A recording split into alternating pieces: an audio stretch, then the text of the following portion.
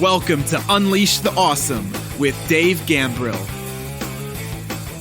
All of us have unique skills, talents, and abilities that aren't being used to their full potential. Our mission is to share the people, tools, apps, and other resources that will help you unleash your awesome on the world.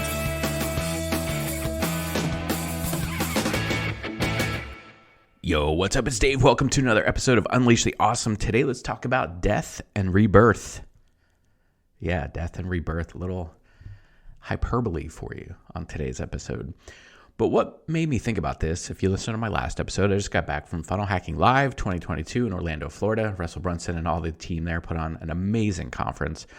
And if you didn't listen to my last episode, you should. I gave my top 3 takeaways.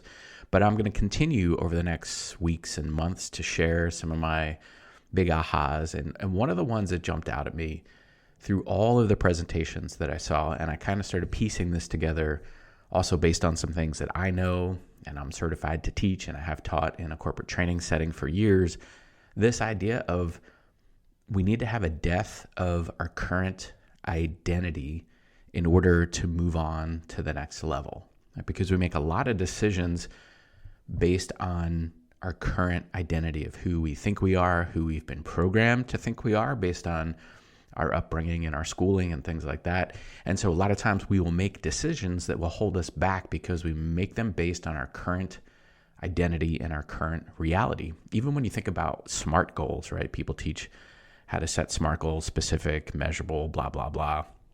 Right? Even when you set SMART goals, those are based on the current situation or data from last year or last month or last quarter, right? And they say, oh, let's make them specific and measurable and attainable, whatever, and do it. You know, a lot of people do it based on that information. They'll say, I want to grow 5% or 10%, bottom line revenue or whatever, which is okay. And that works when you're trying to, march to the beat of a corporate drum, or you have quarterly reports that you have to share with investors and things like that. But if you want to do big things in the world, a lot of times you can't make decisions based on your current situation or your current identity. You're going to have to shed that identity, or that identity kind of has to die.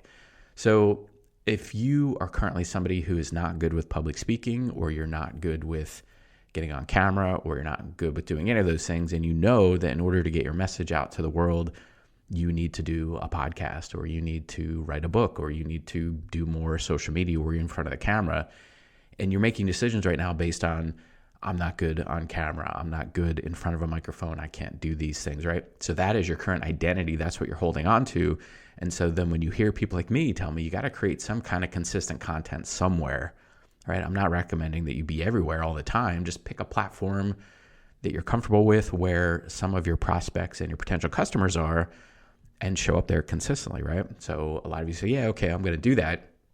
But then when it comes time to hit that record button or turn on the camera or whatever the case may be, you don't do it because your current identity is, I'm not good with those things. All right. So that's why it's so important that you work on your mindset. That's why people who are really good with helping you get results, no matter what it is, even if they're doing like a time management course, or they're doing a course like on anything, on how to build a digital course, even how to do a podcast, whatever the case may be, the people who are really good at that stuff will always, always, always start with a piece of mindset at the beginning, because they know that tactics and the skills and the tools and all that stuff don't really matter if you can't get your mindset right.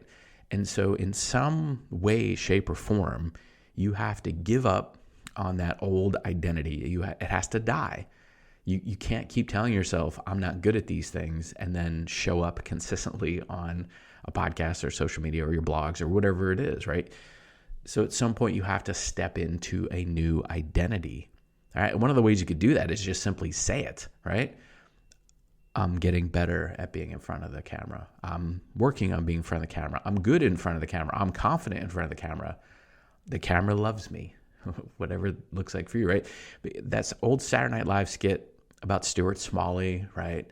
I'm good enough and people love me, right? That guy would look into the mirror and say all those things like, yeah, I'm good enough, I'm smart enough, and people love me. There is a little bit of truth to that. There's actually a lot of truth to that and a lot of science to back it up. This idea of stepping into a new identity in order to perform. And there's lots of good books out there you can read. Alter Ego is one you could check out.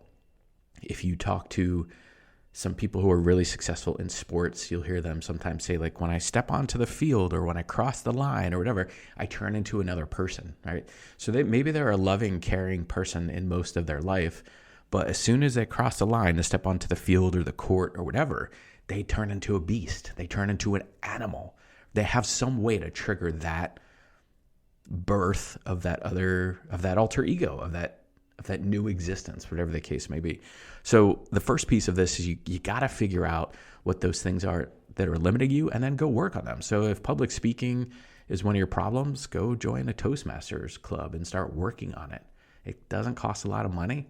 They meet, depending on what kind of club you have, they meet a couple times a month, and you can go and you can start working on those things. And just the act of you working on the things will help you shed that identity that you're not good at it or you're not good enough at it. And then you'll take a step in the right direction. One of the biggest ones I hear from people in my community is, I'm not tech savvy. But if you look at the things you're doing, you look at the things you're using in this world, like, you are tech savvy. If you know how to use a cell phone or a computer, do some things, you are tech savvy. You might not be as tech savvy as somebody else that you know, right? You get stuck in the comparison trap. But you are tech savvy. So you have to stop telling yourself, I'm not tech savvy. And you have to change that to something like, I can figure this out, right? Marie Forleo, who I had a chance to meet and have a conversation with at Funnel Hacking Live, right? She wrote a book called It's All Figureoutable. Like, if you figured some of these, like, you figured out some tough things, you can figure out how to put up a sales funnel online or build a course online or whatever the case may be. Okay, so that's the first piece, the death piece. You got to figure out a way to just shed that stuff, or have some kind of rituals or some way for you to step in to a new identity when you're doing the things that you know you need to do to be successful to get to the next level. The second piece of it is the rebirth part, or the birth part, right? You're giving birth to something new. And as far as I remember, birth is painful and messy generally, right? There's some things that go on there. It's not just like, hey, I got this new thing, right? There's a process. There's things that happen. And so generally there's some pain and there's some misery, and it can be messy, right? It's not super clean, and there's going to be things that happen along the way that aren't great, but it's worth it, right? So it makes me think about, and by the way, this happens on any new task or new thing that you need to learn. Anything, right? So if you say you're not tech savvy, and then you go, okay, Dave says, okay, now I can figure this out. I'm working on being more tech savvy. This is possible. I'm capable of doing this. And then you're trying to put a sales funnel online or a course or something, and you run into some obstacles, right? It's going to happen. That's why it's important that you get your why locked on, which is one of the things I talked about in the last episode. I'll make sure that link is in the show notes for you. You got to make sure your why's locked on, so you push through, you persevere, you keep going, right? And then you keep going and you make this thing happen. And then you're like, oh, okay. And generally you say, like, that wasn't so bad. But then if you have to learn something else, that you go through the whole cycle again. It makes me think of Ken Blanchard's Situational Leadership. This is something that I've been certified to teach for a long time. Super powerful. Basically what he says in situational leadership is, when you're learning any new task, you go through 4 basic phases. Okay. The first one is enthusiastic beginner, right? You're like, yeah, I'm so excited. I want to do this thing. Yay, let's go put a course online. Let's start a podcast. Yeah, I'm going to do it, right? A lot of people told me that stuff at this event I was at last week, okay? Enthusiastic beginner. But the next phase, and it's probably my favorite name, is the disillusioned learner. Disillusioned learner.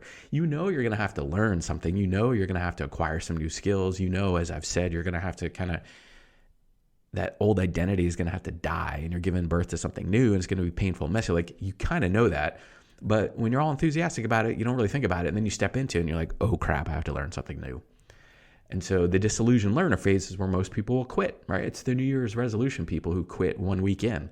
Yeah, I'm going to go in the gym and lose weight. Yeah, it's going to be great. I'm going to get strong, right? January 1st, January 3rd. Oh man, I'm sore. I didn't know it was going to be like this. I'm hangry because I'm having a calorie deficit for my diet, whatever. I'm going to quit, right? Disillusioned learner.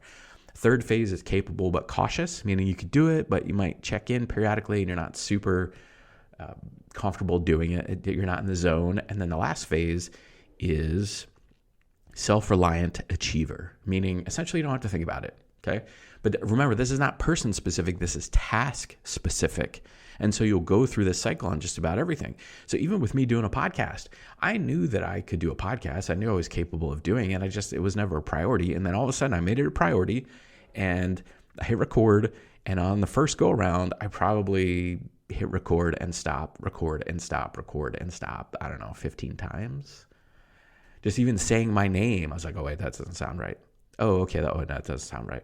Oh, hey, this is Unleashed. Oh, wait, Kate, I got to start over.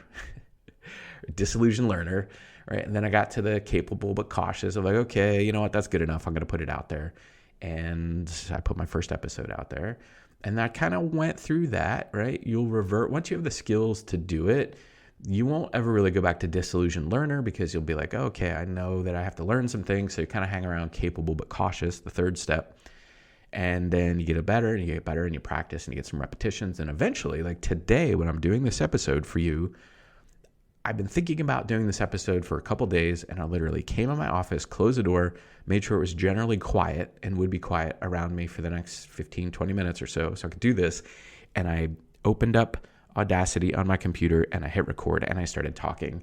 No notes. I didn't think about anything else because I've done this so many times now. I'm a self-reliant achiever. It's gotten to the point where I know how to do this. I know the things I need to look at on my computer to make it happen.